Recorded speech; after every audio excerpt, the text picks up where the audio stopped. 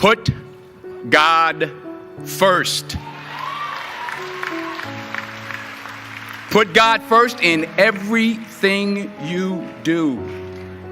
Everything that you think you see in me, everything that I've accomplished, everything that you think I have, and I have a few things, everything that I have is by the grace of God.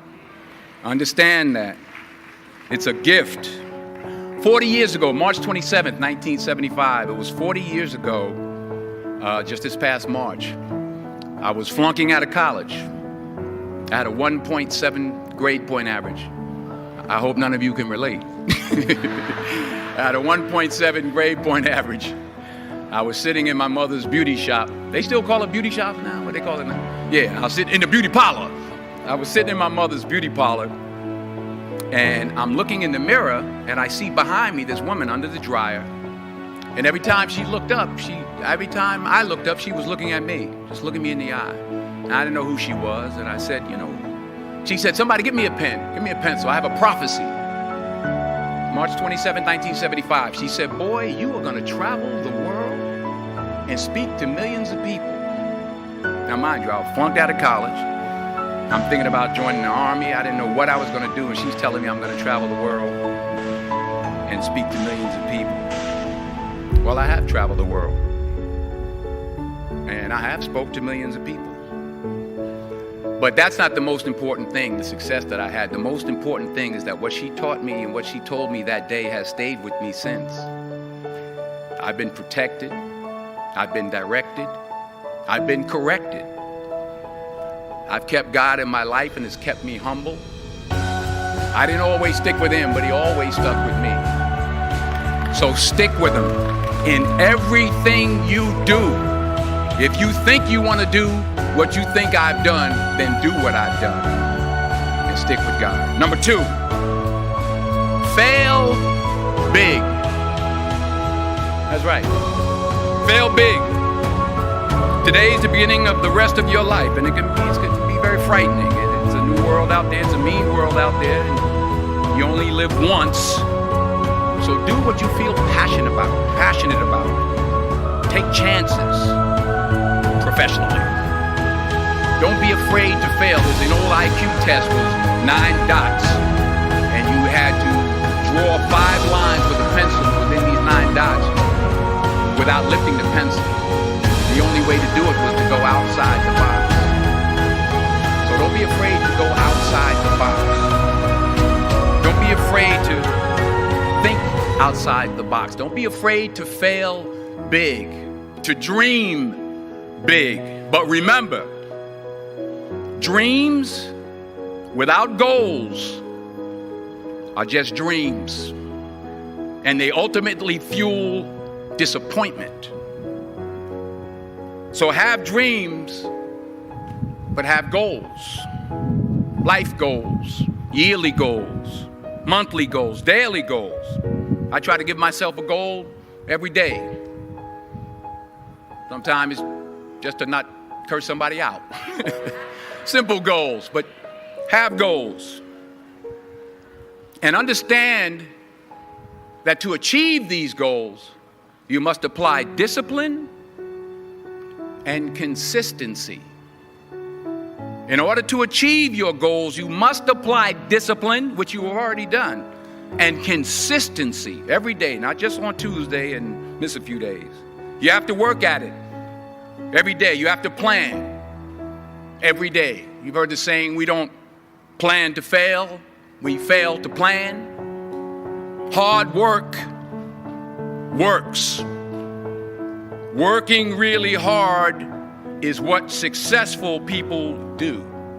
And in this text, tweet, twerk world that you've grown up in, remember, just because you're doing a lot more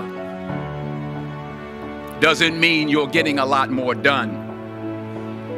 Remember that. Just because you're doing a lot more doesn't mean you're getting a lot more done. Don't confuse movement with progress. My mother told me, she said, yeah, because you can run in place all the time and never get anywhere. So continue to strive, continue to have goals, continue to progress. Number 3, you'll never see a U-Haul behind a hearse. I'll say it again. You'll never see a U-Haul behind a hearse. I don't care how much money you make, you can't take it with you. The Egyptians tried it. They got robbed. That's all they got. You can't take it with you. And it's not how much you have. It's what you do with what you have. We all have different talents. Some of you will be doctors, some lawyers, some scientists, some educators, some nurses, some teachers. Yeah, okay. Some preachers.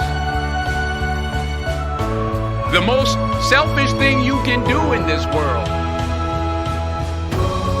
is help someone else. Why is it selfish? Because the gratification, the goodness that comes to you, the good feeling that I get from helping others, nothing's better than that. Well, one or two things, but nothing's better than that. Not jewelry, not big house I have, not the cars, but it's the joy. That's where the joy is, in helping others. That's where the success is, in helping others.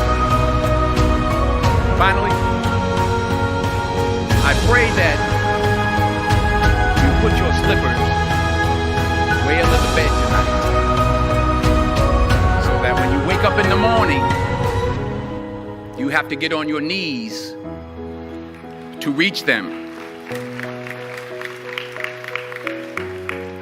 And while you're down there, say thank you for grace.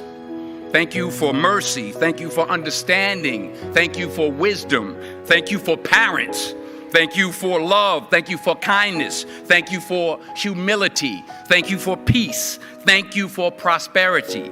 Say thank you in advance for what's already yours. It's how I live my life. That's why I am, one of the reasons why I am today. Say thank you in advance for what is already yours. True desire in the heart for anything good is God's proof to you, sent beforehand to indicate that it's yours already. I'll say it again.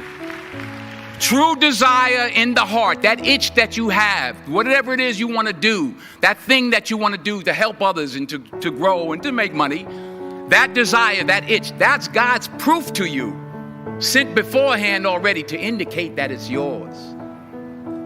And anything you want good, you can have. So claim it. Work hard to get it.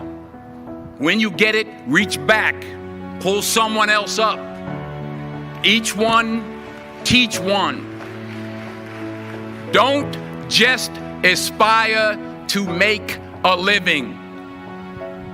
Aspire to make a difference. Thank you.